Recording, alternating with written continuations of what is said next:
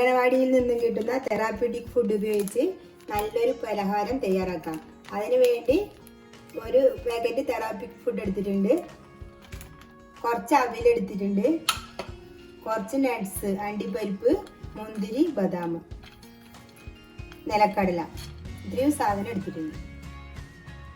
പാത്രം ചൂടാകാൻ വെച്ചിട്ടുണ്ട്, അതിലേക്ക് ഈ അവിൽ വറുത്തെടുക്കാം.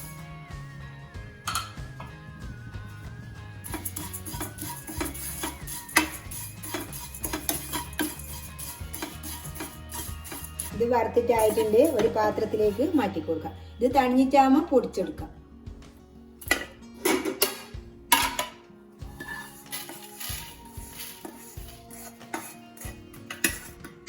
അതേപോലെ തന്നെ തെറാപ്യൂട്ടിക് ഫുഡ് ഒന്ന് ചൂടാക്കി എടുക്കാം. ഇതിന്റെ പകുതി ഞാൻ ഇടുന്നുണ്ട്.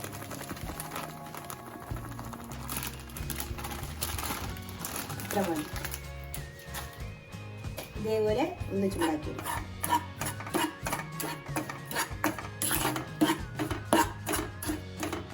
ഇതിലേക്ക് ഇനി 2 പിടി തേങ്ങ ചേർത്ത് കൊടുക്കാം.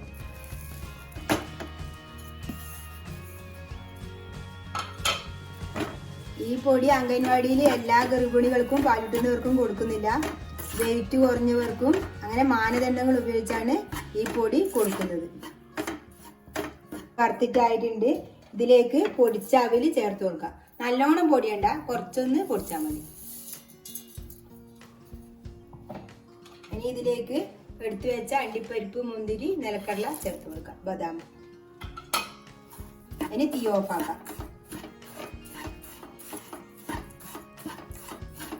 ഇത് നല്ലോണം തണിഞ്ഞിട്ടുണ്ട്.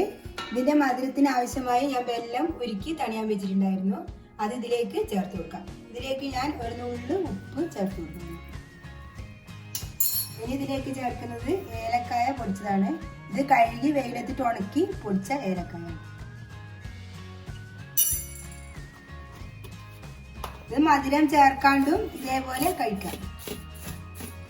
ഇനി ഇതിലേക്ക് വെല്ലം ചേർത്ത് കൊടുക്കാം.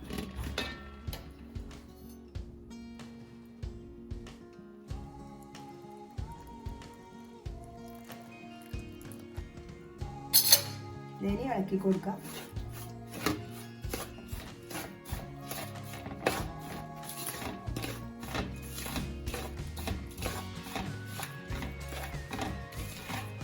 കുഴച്ചെടുത്തിട്ടുണ്ട്. ഇനി കൈക്ക് കുറച്ച് നെയ്യ് പുരട്ടിയിട്ട് ഏത് ഷേപ്പിൽ വേണമെങ്കിലും നമുക്ക് ഉരുട്ടിയെടുക്കാം.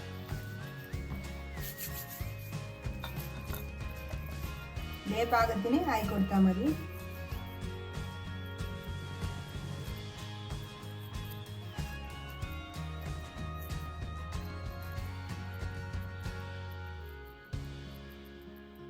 ഇതേ ഷേപ്പിൽ ഉരുട്ടിയെടുക്കാം.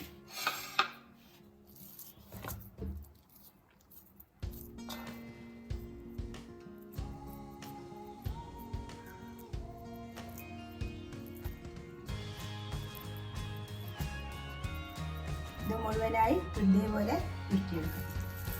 നമ്മളെ പലഹാരം റെഡി ആയിട്ടുണ്ട്.